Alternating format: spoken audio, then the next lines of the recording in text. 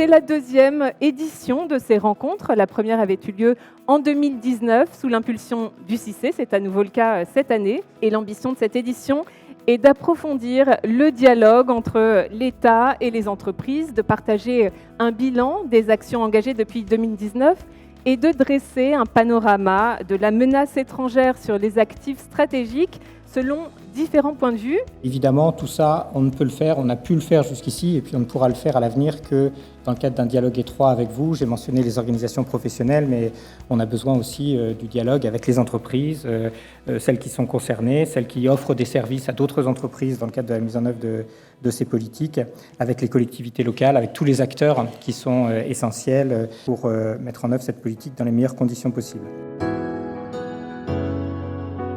Le renseignement économique est toujours et plus que jamais un enjeu de puissance. Le thème porte et ça fait vraiment plaisir et je pense que c'est une nécessité d'arriver à faire masse autour de ces sujets. La prise en charge de ces problématiques de sécurité économique s'est considérablement structurée au cours des dernières années. Alors on est une start-up, mais en fait j'ai travaillé pendant plus de 25 ans dans des grands groupes internationaux, principalement américains, où il y a justement cette formation à tout ce qui est risque lié à la guerre économique. On est passé par une pandémie, une guerre sur le continent européen, avec des tensions géopolitiques qui influent sur les entreprises, à la fois sur la protection de leurs données, sur la protection de leurs actifs.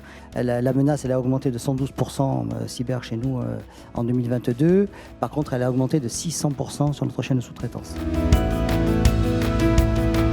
Et je crois qu'on a aussi bien saisi cette évolution qui est en train de se faire entre la sécurité économique, qui est déjà une évolution, un élargissement des notions de souveraineté un peu anciennes, et l'intelligence économique qui nous pousse à nous questionner un petit peu sur nos modes d'intervention et sur la surface de ce qu'on fait. Merci à tous, vous avez été très très nombreux à Bercy, donc je vous en remercie une nouvelle fois et à très bientôt.